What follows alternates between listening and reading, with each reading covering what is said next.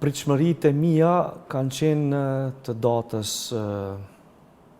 7, të më thonë një 6 ditë para zgjedhjeve, u kom dalë me një analizë edhe shembull konkret që debatet e ndryshme që janë zhvillu në këtë periudhë të shkurtër kohore, analizat nga studiot e ndryshme, unë sa kom pa dhe sa kom lexu, nuk kanë dalë me një rezultat shembull të Drenasit i cili paraprakisht me dalë që me thonë që zotëri Lladrovci do t'jetë fitues pa ballotazh.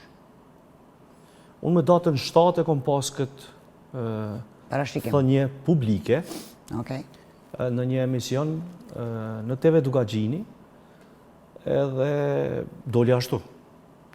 Po bashkëbisedues të cilët ishin aty i kishin teoritë ndryshme të tyre, po që ja doli të jetë e vërtet.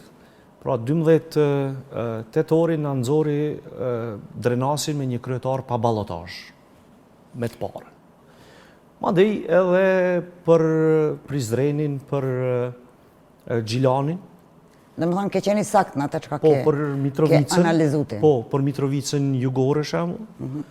Kam thonë që ka me qenë problem, bashkë kështu e them, se ka me qenë problem, por që në sekondazhën e vjuse e them që zoti Tahiri do të prinë pak. Dhe kështu doli edhe aty. Pra është 6 ditë para mbajtjes zgjedhjeve lokale në Kosovë, po... Mos më thuj këto që ke pas fakte, nuk ke mujt me pas fakte, po ke intuit zhvillume.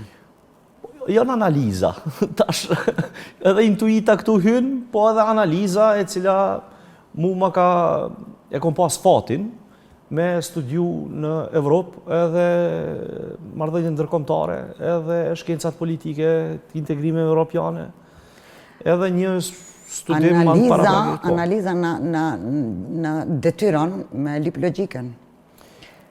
Kurse intuita nuk është e mbështetur në logjik. Absolutisht. Intuita, logjika, matematikat politike, në këtë rast, në zgjedhje kur të flasim, po edhe mentaliteti i popullatës. Mentaliteti i popullatës e ka bo që unë të dalë me deklarim publik se Lladrovci do të fitoj, pa ballotazh. Sepse në këto zgjedhje prapë po ndalemi te rasti konkret, sepse ka qenë diçka që thonë mission impossible. Mision i pamundur, po. Drenasi ka qenë mision i pamundur që Lladrovci të fitoj apo të pri. Po që unë kom dalë me një rezultat prap gjithmonë kundër rrymës.